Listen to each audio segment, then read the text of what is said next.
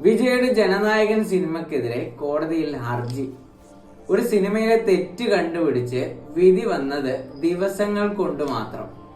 ഇത്ര ഉണർന്ന് പ്രവർത്തിക്കാൻ എന്തായിരിക്കും കാരണം? പക്ഷേ നമ്മുടെ നാട്ടിലെ ആളെ കൊല്ലുന്ന റോഡുകളിലെ കുഴികളിലില്ല ഈ ജാഗ്രത. ക്വസ്റ്റ്യൻ പേപ്പറുകൾ ചോർച്ച നടക്കുമ്പോൾ ഇല്ല ഈ ധാർമ്മികത.